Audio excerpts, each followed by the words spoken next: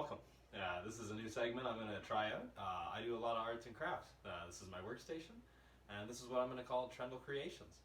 So today we are going to try to make ourselves a two-part mold for a small miniature Dragon Ball. You can do the same thing for a big one. I've already got one.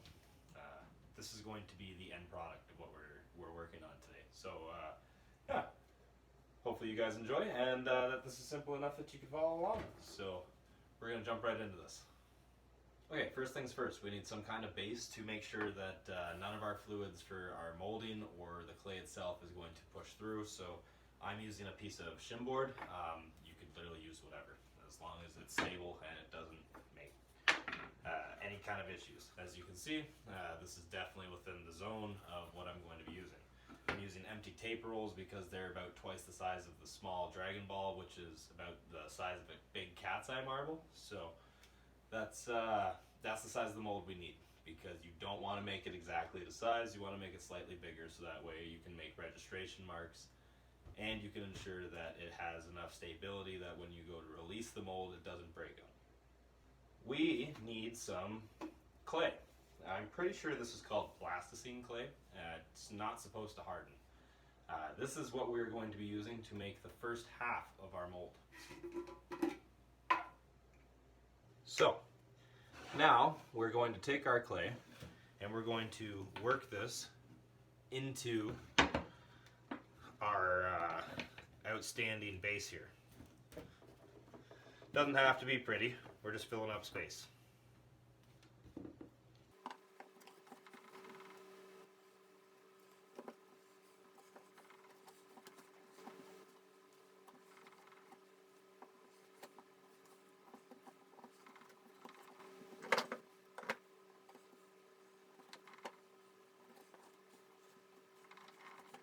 Okay, so now that we have roughly this filled in, we're going to take our sample that we're making a mold from, right?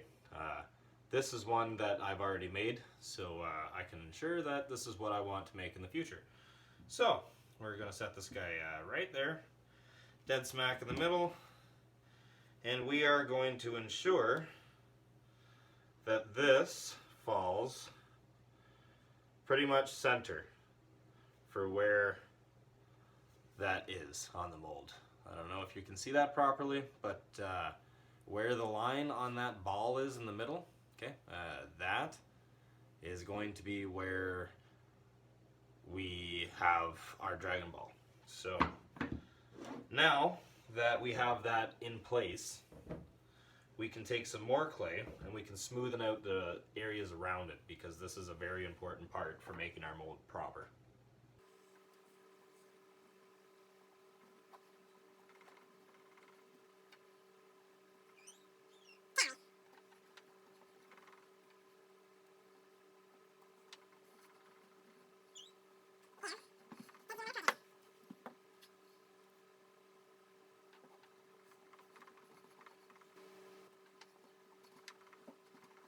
So at this point, I've pretty much gotten it leveled out. I want to make sure that this clay is completely uniform. So I'm taking the time to smoothen this out so there is absolutely no crease lines, because if there's crease lines in the clay, there's crease lines in my mold. I need to make sure this is as smooth as it can be, so that way I have the best mold that lasts the longest in the future.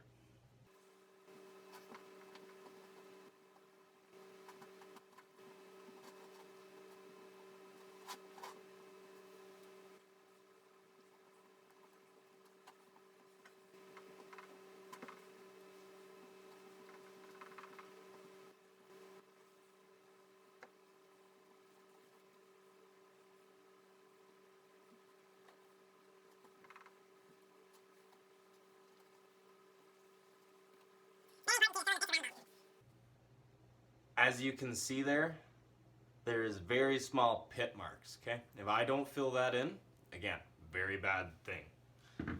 Makes the mold so it's not really what we're going after.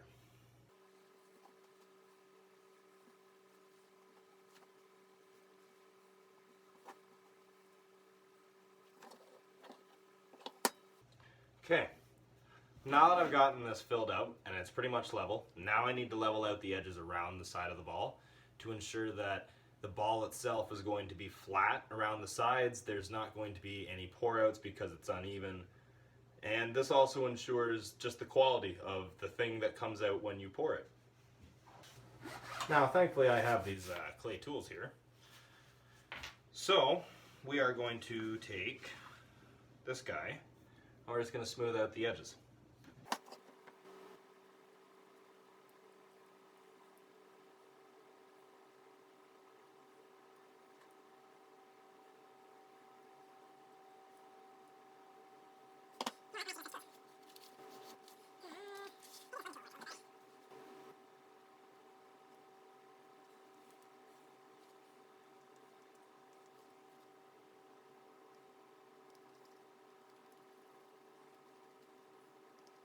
Okay, so now, as you can see, this is actually looking pretty good.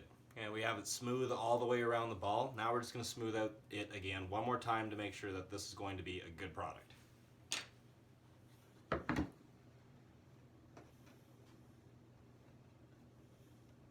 And again, all you need to do is just run your thumb or any other finger, or even a tool for that matter, lightly across the face of where there's seams, and you will find that it just blends into itself.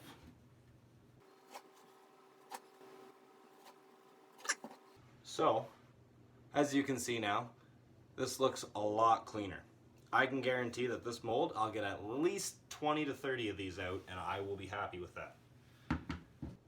Okay, so for our mold, we also have to add registration marks. Registration marks are important because if we don't add them, then you don't actually know which way part A and part B are supposed to go together. You could put them on backwards, which make it so it just doesn't work properly. So by adding registration marks, this will make it so it only goes together one way. So to add registration marks, now that we've gotten everything flattened out, it's really quite simple. We take another tool, which just literally has a sharp point on it. By the way, you can literally get this kit at Michael's. Yeah, it's pretty easy. Yeah, we're now just going to add not too many, because the more registration marks that there is, the harder it is to actually put and pull this apart. So we're going to space them out. Just going to fix that. We're going to space them out pretty evenly. And they don't have to be that deep either. The deeper that they are, the harder, once again, that it is to pull them apart. By having deep registration marks, you could actually have them fused together because the release agent doesn't do its job properly because the hole is too deep. So, again, something quite simple. All we're doing is that. This ensures that it goes on only one way, and also it makes it so by adding like a ½ an inch on both sides, I can ensure that when I go to pull the mold off, it is not going to break when I do this in the future. So it's good. Alright, so now that that's done, we're going to take another empty tape roll because, again, we're taking the exact same size measurement as we need for our first because this is what our mold size is going to be. So we take that and we add it on top because that is the half mark. This is going to be the half mark of our mold. So now we can take some tape, probably better if you're not using painter's tape. This is what I have to use with at the moment.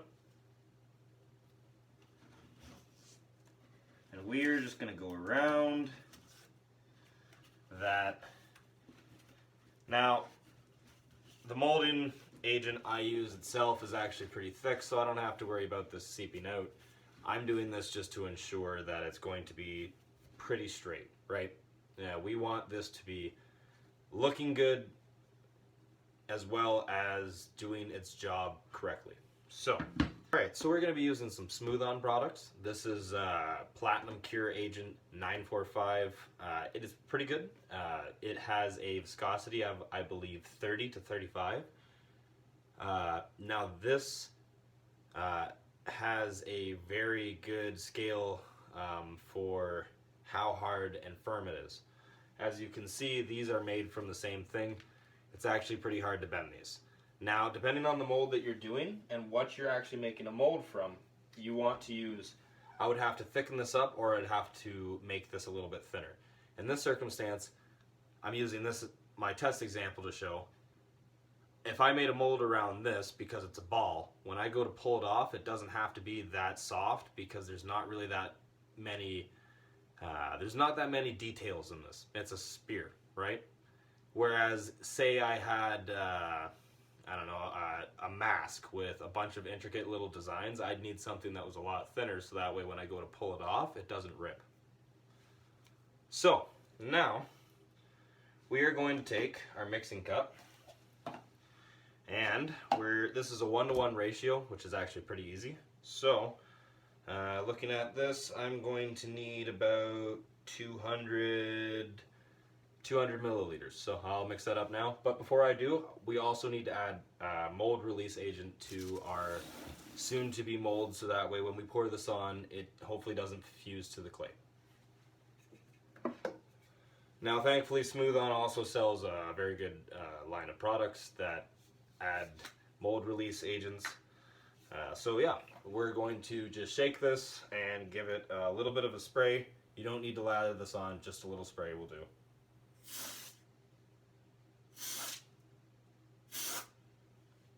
Alright, so now that we've sprayed that, we'll just give this 5 minutes, then we can come back and we can do this. But thankfully, this will take about the same amount of time as it takes to let that sit, so I'm about to do the same thing. So we'll just move this over to the side for now. We can close this up because for now we're done with the clay. So, again, this is a 1-to-1 mixture. So,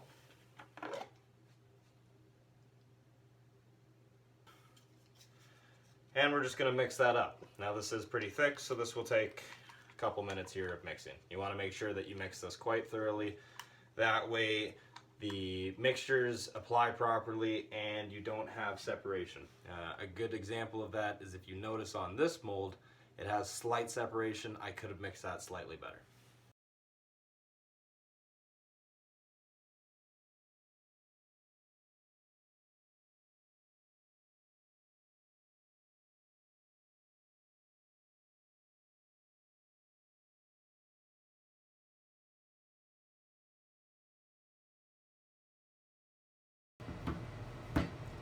Okay, so now that it's dry, we're going to take our mixture, we're going to pour it in.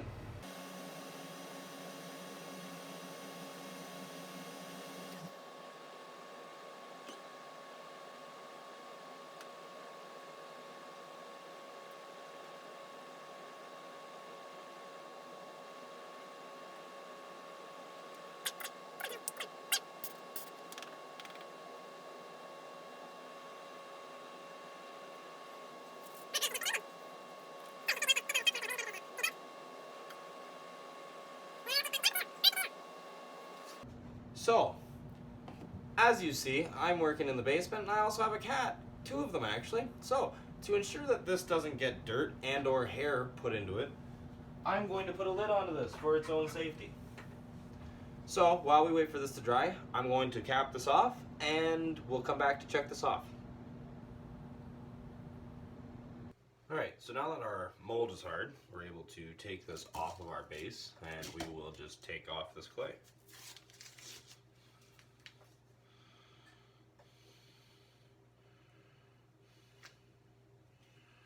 Okay. Like that, we have half of our mold. So, we're just going to take all this clay, we're going to put this back into our container. Alright, so now that we've got the mold itself taken care of, we can make our second half of this. We're just going to put this ring back on and we're going to prep up our second half, pour some mold release agent, pour that on, and after that's dry we'll check it and it should be done. Alright, so actually just remember, before we do our mixture, we're going to spray some mold release because this needs a couple minutes to sit.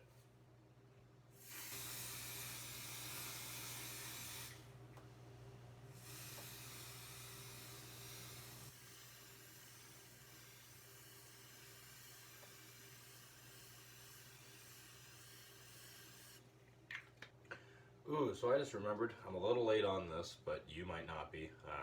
I'll add this part in beforehand, but you will want to take your item, your positive that you're taking this mold from in the first place, and you'll want to take some kind of, I don't know, some kind of wooden shim that's circular, a dowel, something, okay?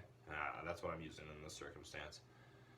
Or what I would have been using in the circumstance, and you just cut a small piece and you'd set it hopefully in the middle. That way when you take this out, that's your pour spout. This is already poured. I'm not going to risk that. It's actually easier for me just to take the mold apart and punch a small hole in it, so that is what it is at this moment, but this is our mold.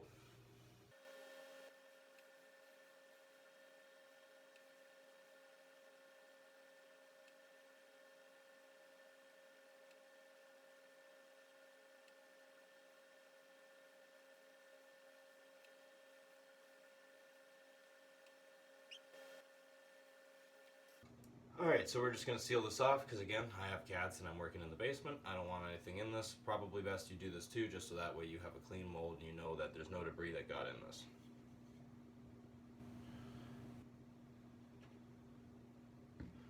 Now that I know that this is secure, I'll come back to check on this. Alright, so now that we've let this dry overnight, we can take this off and we can see on both sides that this is dry. So now we can take this apart. Now there will be a little bit of a strong pull. That's normal, even if you use an anti-sealant. And like that, we have our two halves of the Dragon Ball. So now we're just going to take this mold out of our existing bases here, and then we can make our pour spout, since I forgot to do that. Alright, so we've got our two parts of the Dragon Ball mold, as you can see. These turned out quite well. We've got our marks to make sure that they only go in one way. We've got a stable amount of room around the outside, so that way we know they're not going to break when we try to take them off, or they're not going to deteriorate too quick. So now that we've done this, we can take the ball out and we can add a pour spout to one of these two sides.